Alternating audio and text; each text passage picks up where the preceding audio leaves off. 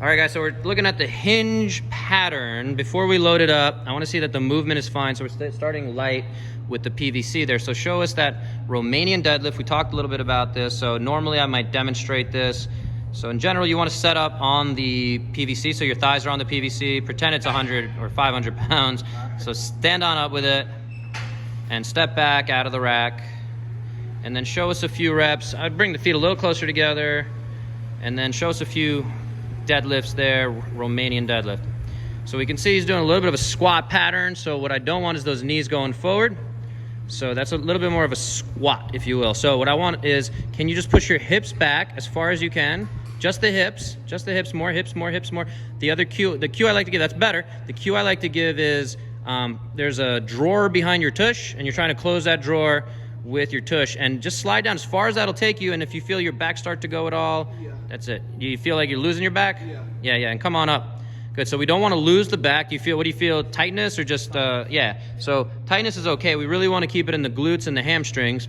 So you're gonna do it again. Keep the knees back, keep them out of the way with the bar. You're gonna slide that bar down the body, arms straight, push that bar down, and come on up. And we're gonna see what, next piece, how did that feel? Better. Next piece is we want to keep the head. Pretend that you're in a neck brace. All right, so no, the other way. So like lock it down. Yep, it doesn't have to be overly tucked, but keep it in one position. And as you go down, I don't want you to look up. Something that we got taught a lot. You played again football. I know I used to get taught, look up to where the ceiling meets the wall. So when I would squat, that would look funky. So I've had to unlearn a lot of those bad habits. So knuckles down to the ground, and then, and then slide it down. Go ahead. Keep that head in a good neutral position. That's much better. We see that flat back. He's still a little tiny bit in the head there. That's fine. But he's getting a lot further, and I would say that might be a little too far. Do you feel that a little more in the back? Yeah, so you went a little further than I'd like. So one fix here is put that PVC on your back the long way, so it's touching your head and touching your hips. So put it on your back, behind you. Yep, that way. Yeah, straight line. Yep.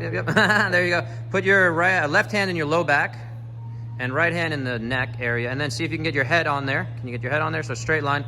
Good, and we'll look at it from the other side. So 2 points of contact, really 3 points of contact, however you want to think about it. And then do that same hinge pattern. So hips back, knees back. Feel that? Yeah. And we don't want to lose that contact. So that's as far as you go. Does that make sense? Yep, and then stand on up. Feel that? Yeah, do a few more there. So I want that pattern locked down. Again, we talked about competence. So this is a competent movement pattern, level 1. Level 2 is, do we have the confidence to load it up? I brought that barbell over in case we do. I don't know if I want to start loading them up yet with the full 45 pounds yet. I want to really build that pattern, and I want to see that hinge is super clean. That's going to transfer over to kettlebells, kettlebell swings, anything like that, as well as any deadlift real movements. So you feel comfortable there?